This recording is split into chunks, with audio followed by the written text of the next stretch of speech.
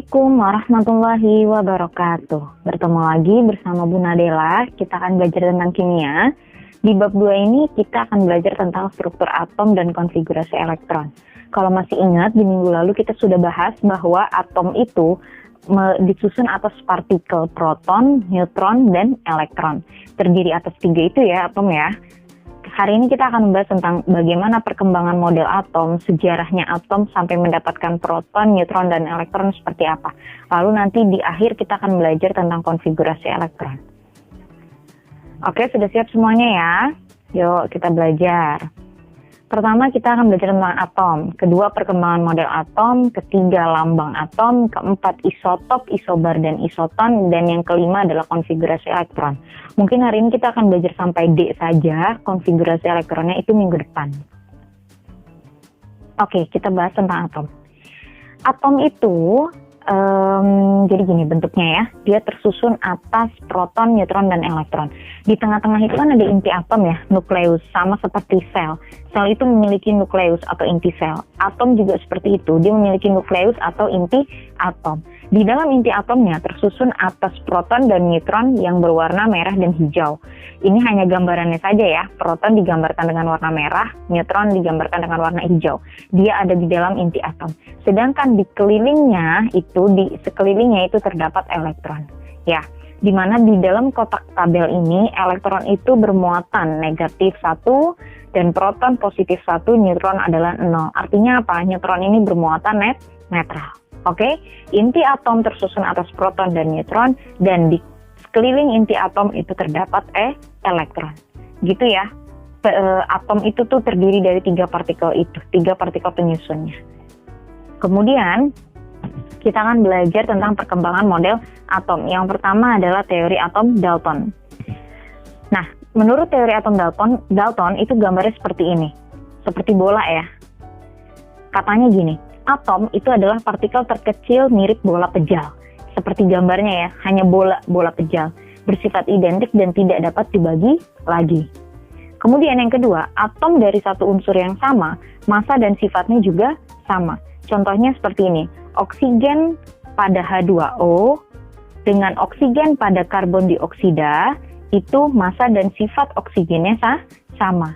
Paham? Satu atom memiliki massa dan sifatnya sama. Atom tidak dapat diciptakan dan dimusnahkan. Atom-atom akan bergabung membentuk molekul senyawa. Minggu lalu kita sudah bahas, atom yang sama atau atom yang berbeda bergabung akan membentuk suatu molekul unsur atau molekul senyawa. Kita akan bahas dulu tentang kelebihannya. Kelebihan atom Dalton adalah dia dapat menjelaskan tentang hukum kekekalan massa, bahwa massa sebelum reaksi di sebelah kiri atau massa sesudah reaksi yang ada di sebelah kanan akan sama. Contohnya gini, ibu punya reaksi antara karbon C dengan oksigen menjadi CO2 atau karbon dioksida. Massa di sebelah kiri sebelum tanda panah akan sama dengan massa di sebelah kanan setelah panah. Oke, paham ya? Jadi massanya itu sama sebelah kiri dan sebelah kanan. Seperti hukum kekekalan massa. Kalau sebelumnya di massa kiri 2 gram, maka dia akan menghasilkan 2 gram juga CO2. Oke? Kekurangannya apa? Ternyata si atom Dalton ini tidak dapat membuktikan bahwa atom itu sebenarnya masih memiliki subatom atau tersusun atas proton, elektron, dan neutron. Jadi Dalton ini cuma bisa bilang dia atom itu adalah seperti bola pejal saja gitu. Dan ternyata melalui reaksi kimia inti, suatu unsur atau suatu atom dapat berubah menjadi atom-atom unsur lain. Contohnya atom thorium dan plutonium. Gitu ya. Jadi si Dalton ini cuma bilang seperti bola pejal aja gitu. Bersifat identik dan tidak dapat dibagi lagi. Tidak dapat diciptakan ataupun dimusnahkan. Gitu ya. Jadi atom-atom itu udah ada segitu tuh di tabel periodik. Tidak bisa diciptakan lagi gitu. Dan tidak dapat dimusnahkan. Gitu ya. Yang kedua, ada teori atom Thomson. Kalau kita lihat gambarnya di sebelah kanan itu kok kayak roti, Bu. Iya, itu adalah roti kismis.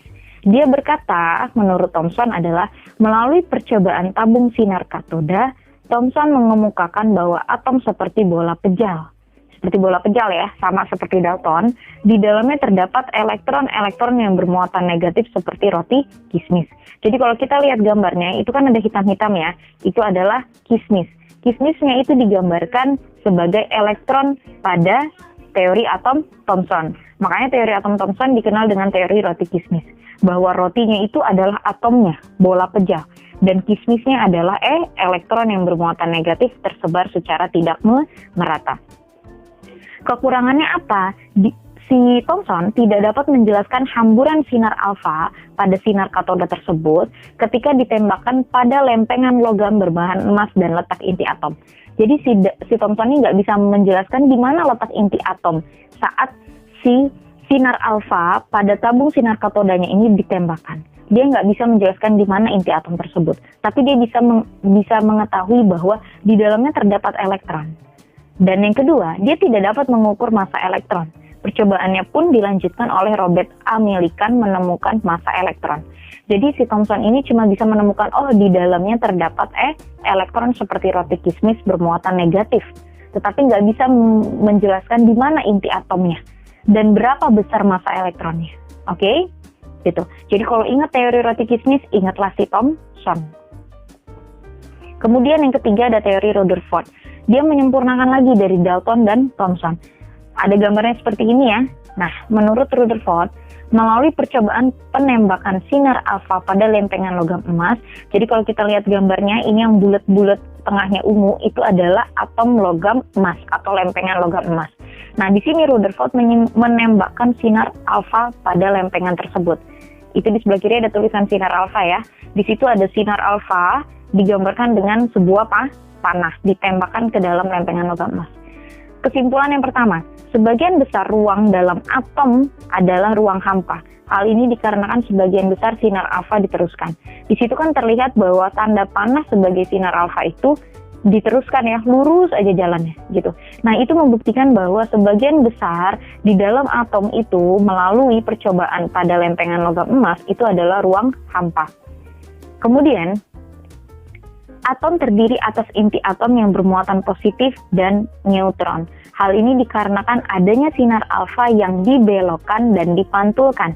Jadi gini, sinar alfa itu bermuatan positif, nak. Ketika ditembakkan ke dalam lempengan logam emas tersebut, pada gambar, itu kan ada panah yang diteruskan dan ada panah yang dibelokkan dan dipantulkan. Ketika sinar alfa yang bermuatan positif ditembakkan pada logam emas, maka sinarnya itu ada yang dibelokkan dan ada dipantulkan. Berarti kan di dalamnya itu kan terdapat muatan positif juga, sehingga terjadinya tolak menolak. Makanya sinar alfanya dibelokkan dan dipantulkan. Gitu. Paham ya? Nah, itu membuktikan bahwa inti atomnya itu bermuatan positif dari sinar alfa yang dibelokkan dan dipantulkan, menunjukkan adanya gaya tolak-menolak antara muatan yang sejenis. Jadi sinar alfanya ini bermuatan positif. Dan ketika ditembakkan kepada lempengan logam emas, ternyata sinarnya itu dibelokkan dan dipantulkan, dijauhkan gitu nah, ibaratnya. Kembali lagi tolak menolak. Artinya apa? Di dalamnya juga bermuatan positif, yaitu inti atom. Dan ternyata si Rutherford dapat membuktikan bahwa elektron yang bermuatan negatif bergerak mengelilingi inti atom, seperti planet mengelilingi matahari. Jadi kalau kita gambarkan model atomnya seperti ini, bahwa di tengah itu adalah inti atom yang mengandung proton dan neutron. Proton yang bermuatan positif warna biru, merahnya adalah neutron, dan dikelilingi oleh elektron yang kita sebut sebagai sebutannya planet gitu ya, inti atomnya sebagai matahari, makanya dikenal sebagai planet mengelilingi matahari gitu. Kekurangannya apa? Kekurangan atom Rutherford adalah dia tidak dapat menjelaskan kestabilan atom.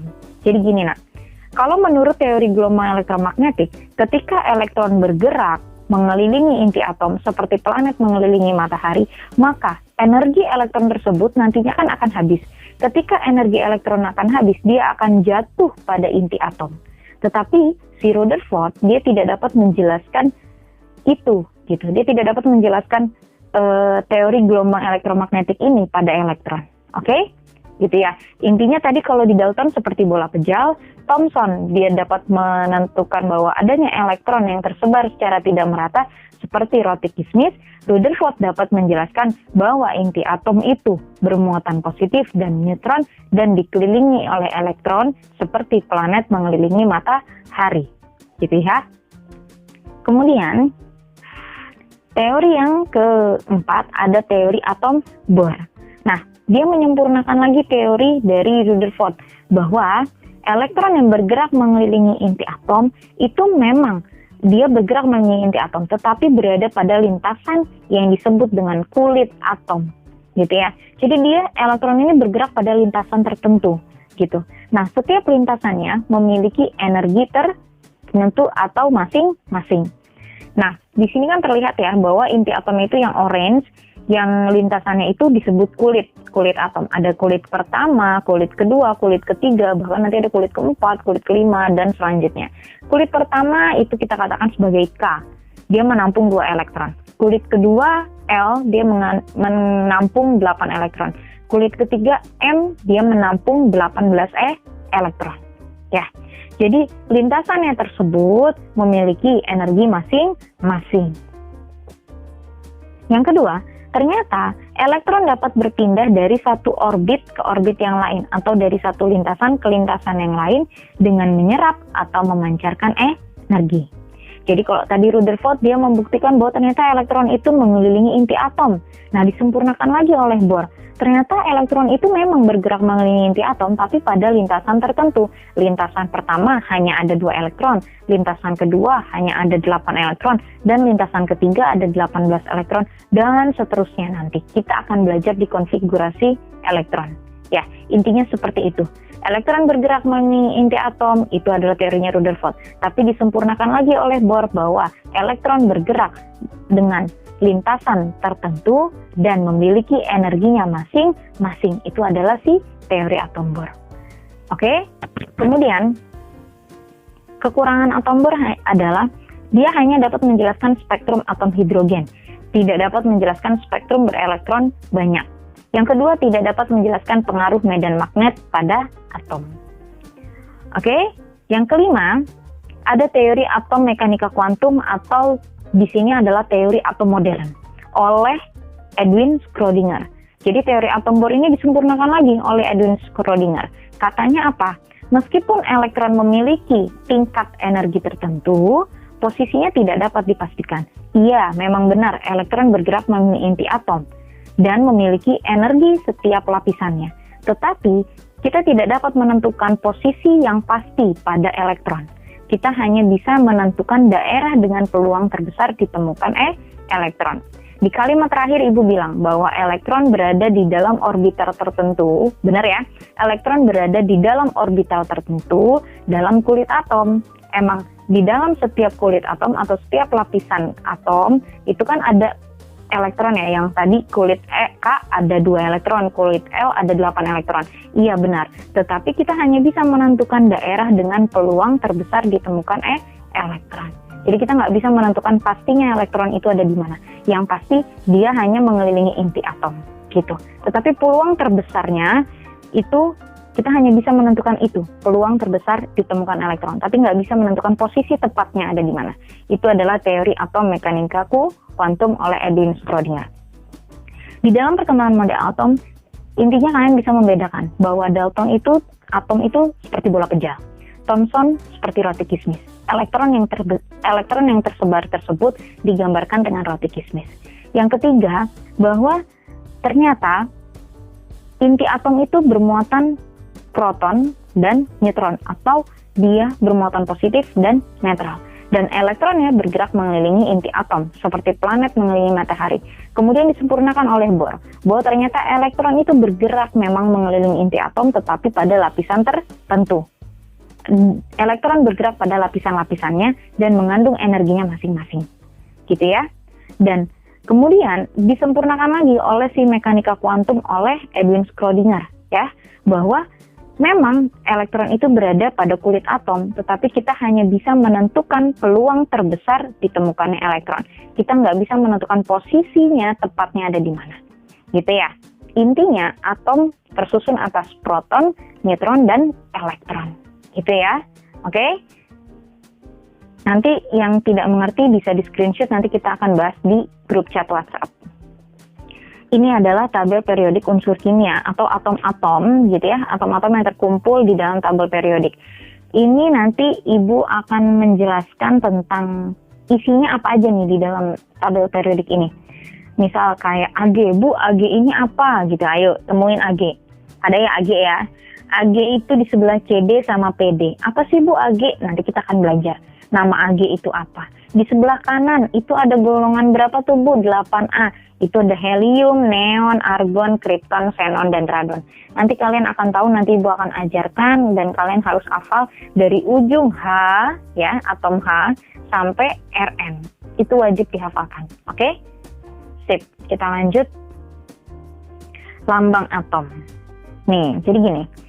Lambang atom itu ada atom netral sama atom bermuatan. Kalau atom netral gambarnya seperti ini, nak, lambangnya AZX. Wah, apa tuh lambang X, A, dan Z? Jadi gini. X itu adalah lambang unsur dan A adalah nomor massa, Z adalah nomor atom. Gitu ya. Jadi X ini kita gambarkan sebagai lambang unsur atau lambang atom. Gini. Nomor atom Z gitu ya, katanya ya, sama dengan jumlah proton dan sama dengan jumlah elektron. Nomor massa A sama dengan jumlah proton ditambah jumlah neutron. Sedangkan jumlah neutron adalah A dikurang Z atau nomor massa dikurang nomor atom. Contohnya deh, langsung saja. Nih, misal Ibu punya lambang N ya. N itu adalah lambang unsur atau lambang atom dari nitrogen. A-nya itu berapa? 14. Z-nya adalah 7. Oke? Berarti 14 itu apa? Nih, X adalah unsur nitrogen atau atom nitrogen, ya kan? A adalah apa sih tadi A? A adalah nomor massa. Nomor massanya berapa? 14. Ya, sedangkan Z adalah nomor atom. Berapa nomor atomnya? 7. Berarti kalau ada gambar seperti ini, gitu ya, 14-nya menunjukkan nomor massa, yang angka di atas menunjukkan nomor massa, gitu ya. Berarti masanya nitrogen itu adalah 14. Sedangkan Z itu adalah nomor atom, itu dia nomor atom dari nitrogen adalah 7. Jadi nomor atom pada atom satu dengan atom lainnya itu berbeda. P adalah jumlah proton. Di sini Ibu bilang nomor atom Z sama dengan jumlah proton sama dengan jumlah elektron. Berarti untuk atom netral, nomor atom juga menjelaskan tentang jumlah proton dan jumlah elektron, yaitu sama-sama 7. Sedangkan neutronnya adalah A dikurang Z, berarti atas kurang bawah, nomor massa dikurang nomor atom. Berapa? 14 kurang 7, sama dengan 7. Paham ya? Jadi untuk atom netral, di sini Z-nya atau nomor atomnya itu akan sama dengan jumlah proton dan akan sama dengan jumlah elektron. Jadi di dalam nitrogen itu mengandung proton sebesar 7 dan elektronnya juga ada 7. Nomor massanya adalah 14.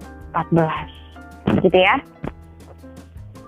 Sedangkan atom bermuatan itu kan kita sebut sebagai ion. Ada ion yang positif dan ada ion yang negatif. Positif disebut kation, negatif disebut dengan anion.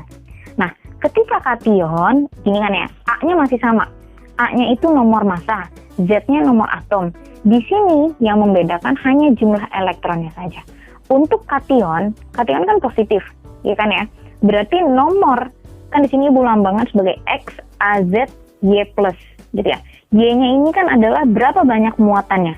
Entah muatannya 2+, gitu kan ya. Atau 2-, 3+, 3-, gitu. Nah, untuk kation, jumlah protonnya akan sama dengan Z atau nomor atom.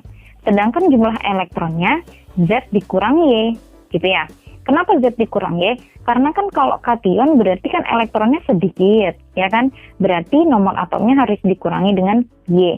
Sedangkan jumlah neutronnya masih sama, A dikurang Z, atas kurang bawah, itu neutron. Untuk anion, berarti kan muatannya negatif. Elektron kan identik dengan muatan negatif juga. Berarti kalau anion muatannya negatif, berarti elektronnya semakin banyak. Maka jumlah elektronnya itu adalah Z ditambah Y. Oke? Contohnya seperti ini. Nih. Unsur Fe memiliki nomor atom 26. Nomor atom itu di atas atau di bawah? Di bawah. Dan nomor massa di 56. Di mana? Di atas apa di bawah? Di atas. Tentukan jumlah elektron dan neutron pada ion Fe3+. Maka gambarnya gini. Nah, gini kan ya. 56 sebagai nomor massa kita taruh di atas A, terus 26-nya itu sebagai nomor atom Z. Sedangkan 3+-nya itu kita sebagai Y. Iya nggak? Iya kan? Makanya seperti ini. Jumlah protonnya kan sama dengan nomor atom. Iya nggak? Jumlah proton nggak pernah berubah. Jumlah proton akan selalu sama dengan nomor atom, yaitu 26. Sedangkan jumlah elektron, ingat, ini apa? Kation atau anion? Kation. Kenapa? Karena muatannya positif. Berarti kalau muatannya positif, berarti kan elektronnya jadi dikit. Ya udah tinggal kita kurangi aja. 26 dikurang 3. Kalau muatannya 4, ya berarti 26 dikurang 4. Berapa? Gitu kan ya. Kalau yang ini kan 3+, berarti 26 dikurang 3, berarti 23. Jumlah neutronnya tinggal atas kurang bawah. 56 kurang 26, yaitu 30. Kalau muatannya jadinya 3-, berarti nanti jumlah elektronnya jadinya ditambah dong. 26 tambah 3. Paham ya? Gampang ini mah, oke? Jadi kita perhatikan saja, untuk atom bermuatan yang membedakan hanya jumlah elektronnya saja. Kalau kation berarti ditambahkan dengan jumlah ionnya.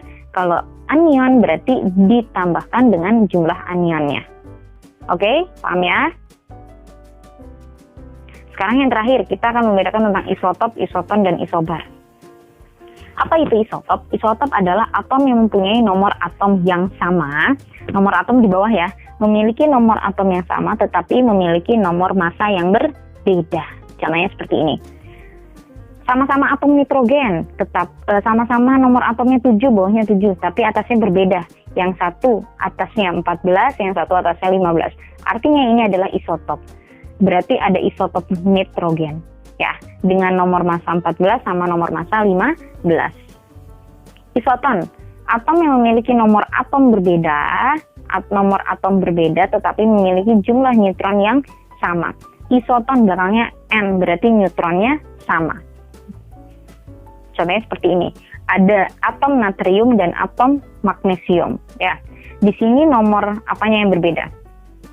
Nomor masanya berbeda, nomor atomnya berbeda, tetapi ketika kita kurangi, coba jumlah neutron itu kan atas kurang bawah, nomor massa kurang nomor atom, ya kan? Jumlah neutron itu berarti yang natrium coba ya, 23 dikurang 11 berapa? 12. Yang 24 dikurang 12 juga. Berarti antara natrium dan magnesium itu adalah isoton karena sama-sama memiliki jumlah neutron 12. Ingat, jumlah neutron itu adalah atas kurang bawah. Nomor massa dikurang nomor atom. Yang terakhir ada isobar. Apa itu isobar? Atom yang memiliki nomor atom berbeda tetapi memiliki jumlah nomor massa yang sama. Contohnya seperti ini. Ada atom karbon dan atom nitrogen. Bawahnya berbeda, nomor atomnya berbeda, tetapi jumlah nomor massanya sama, yaitu sama-sama 14. Paham ya perbedaannya ya? Kalau isotop berarti nomor atomnya yang sama, gitu kan ya, tetapi nomor massanya berbeda. Kalau isoton berarti kedua neutron atau jumlah neutronnya yang sama. Kalau isobar berarti atasnya yang sama atau jumlah nomor massanya yang sama. Mungkin hanya ini yang bisa disampaikan pada hari ini pelajarannya. Yang tidak mengerti silakan screenshot. Kemudian kita akan bahas di grup chat WhatsApp. Oke? Ibu akhiri ya. Alhamdulillahirrabbilalamin. Assalamualaikum warahmatullahi wabarakatuh.